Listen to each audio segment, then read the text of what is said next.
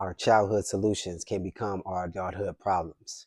And that means when we grow up in certain environments, in order to survive those environments, we have to develop certain tendencies. And those tendencies are solutions in our childhood because if we didn't develop those solutions, we wouldn't survive those childhoods. So if you grew up in an abusive environment, you had to develop callous tendencies, withdrawing tendencies, or aggressive and abusive tendencies just to survive that environment.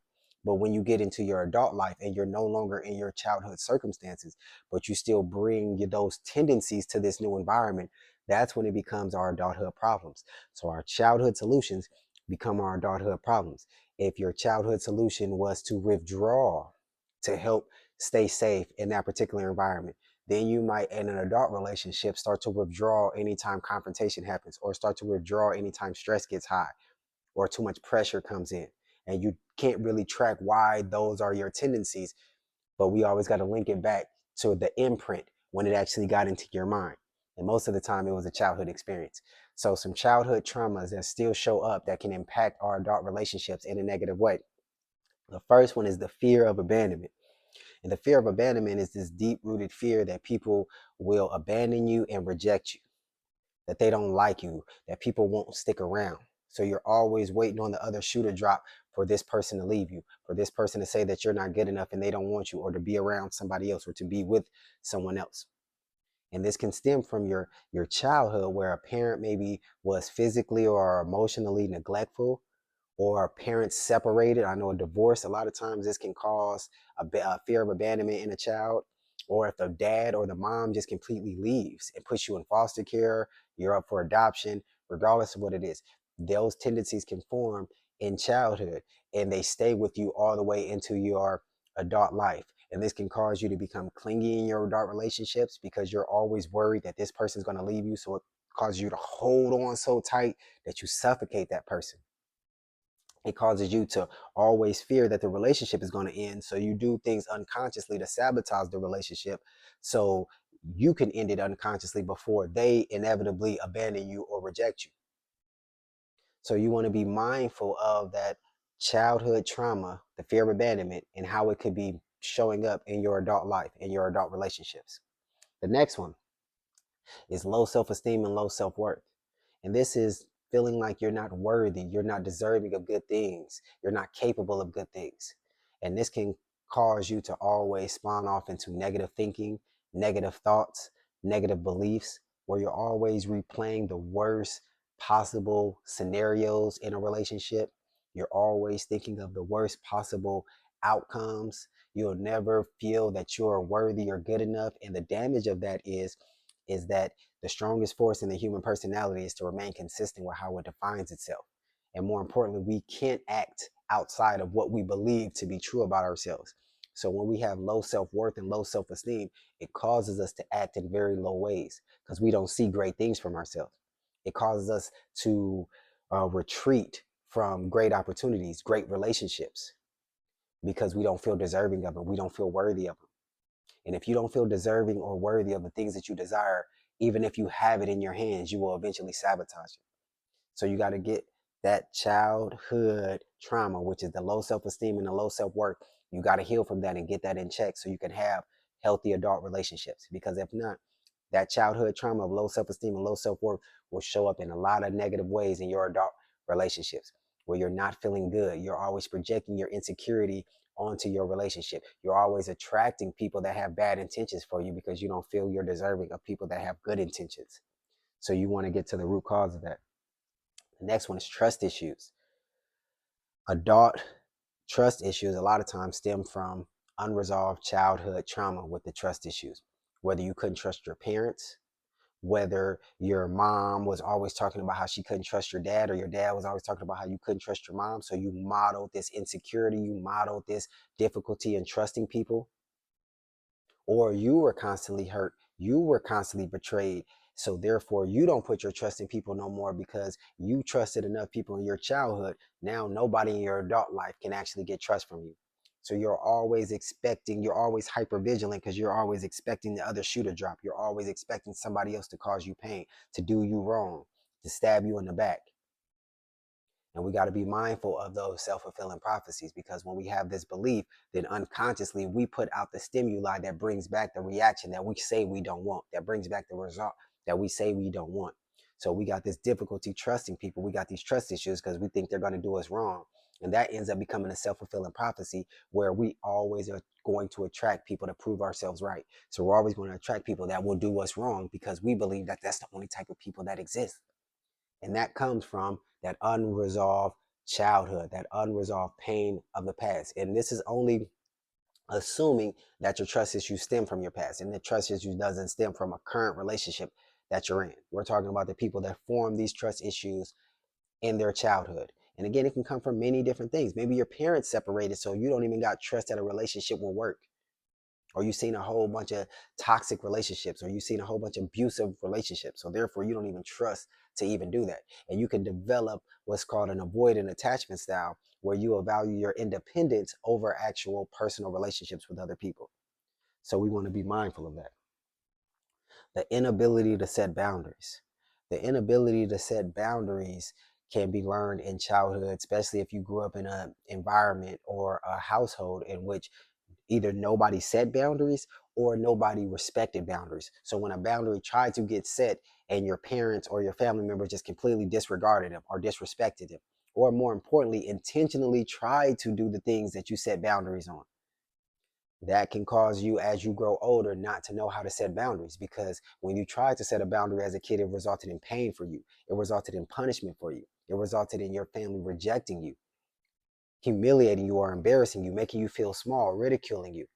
So now as an adult, you like, I don't even want to try to set boundaries. You get that feeling in your nervous system where you want to move away from the idea of setting a boundary, which will cause you to people please, always acquiescing to what everybody wants, always caving into the needs of other people, always bending to what everybody else wants to do, as opposed to having a backbone and standing firm in what you actually desire and what your authentic self is. And so it'll be hard to have meaningful long-term adult relationships if you don't have the ability to set and enforce boundaries. The next one is difficulty with emotional intimacy.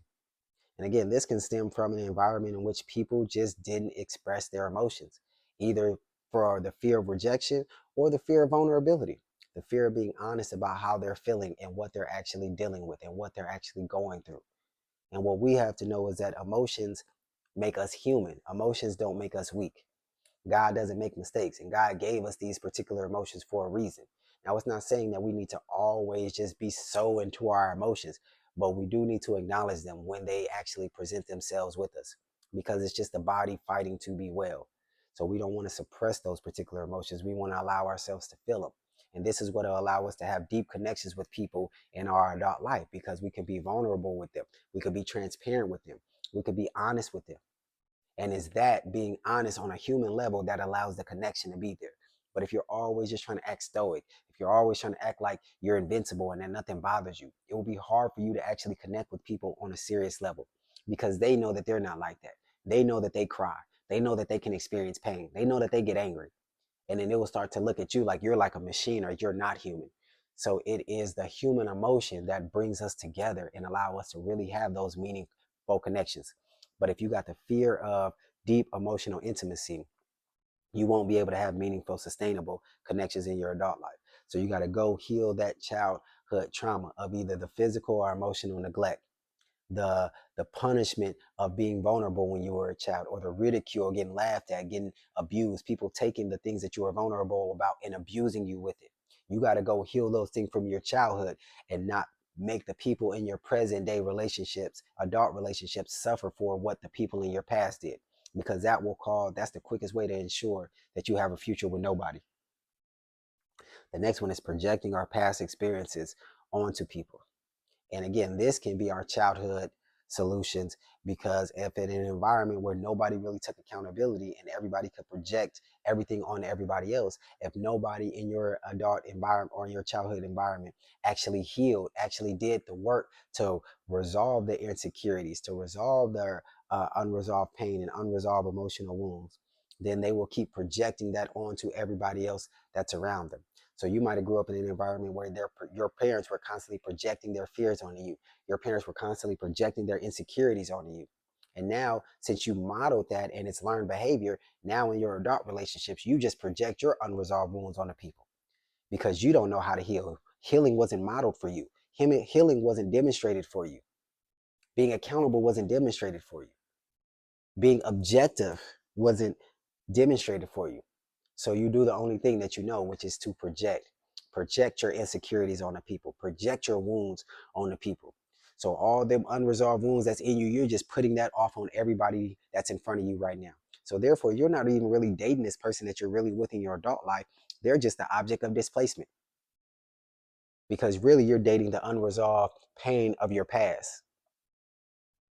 So that's why it's hard to have meaningful connections and meaningful relationships in your adult life because you're still projecting, you're living through your adult relationships through the filter of your past emotional pain, which is why they say you need to love like you've never been hurt before. Because making the person in your present pay for the mistakes of the person in the past will equal a future with no one. So you want to get to the root cause of this projection, which is those old childhood experiences that imprinted on you that makes you feel that anytime a person does something, everybody's going to do that.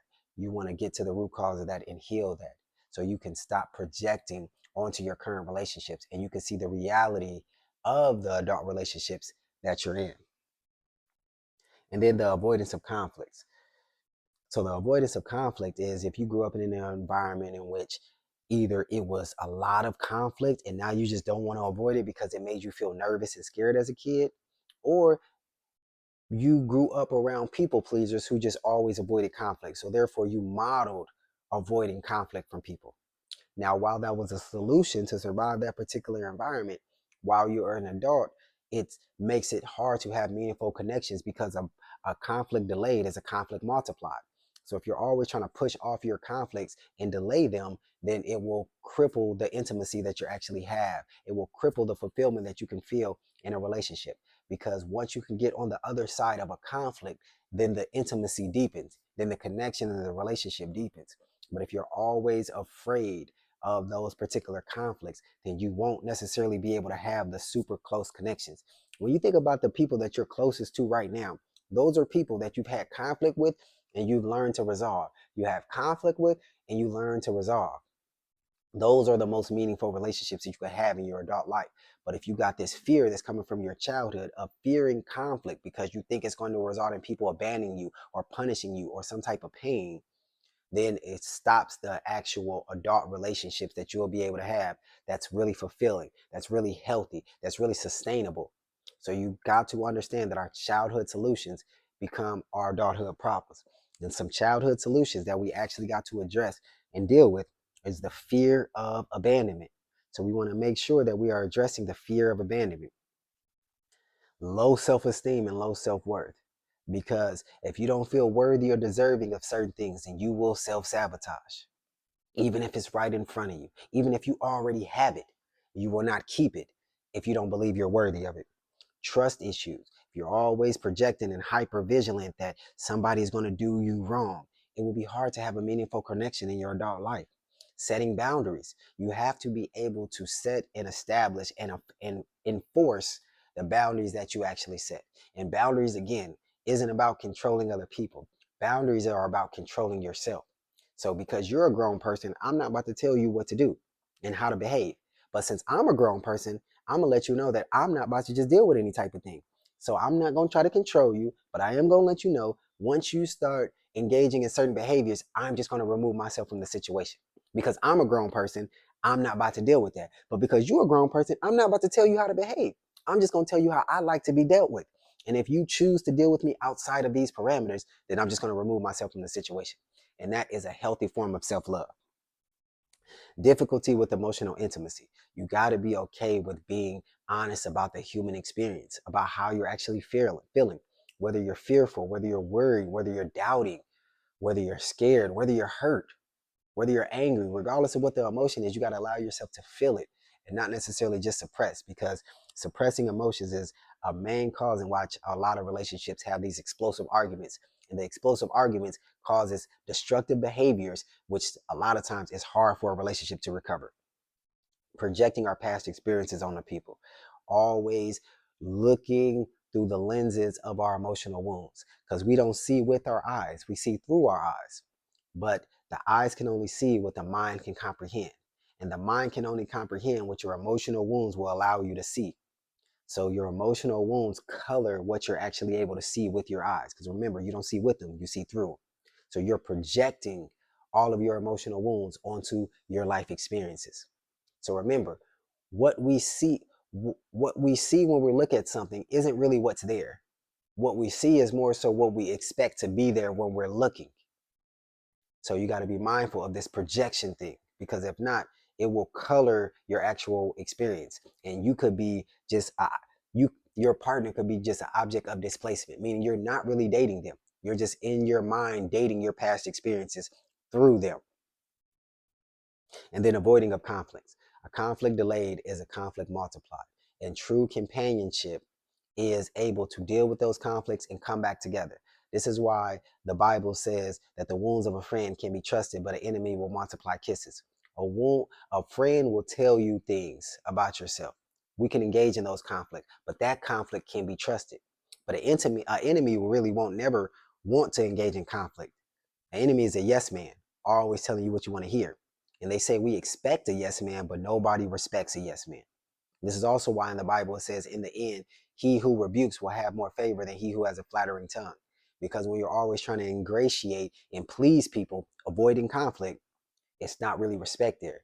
But when you can engage in the conflict in a productive and a healthy manner, you will have more favor. So these are some childhood things that we got to actually heal so we can have meaningful and sustainable adult relationships. If any of these unresolved childhood traumas resonated with you and you are looking to deal with these things so you can have meaningful connections in your adult relationship, then click the link and schedule a free healing discovery call with the McBride Institute. Let's get to the root cause of these childhood issues, so therefore you can show up as your best self and therefore get the actual adult relationships that you truly deserve and that you desire. Y'all be blessed. Click that link. Peace.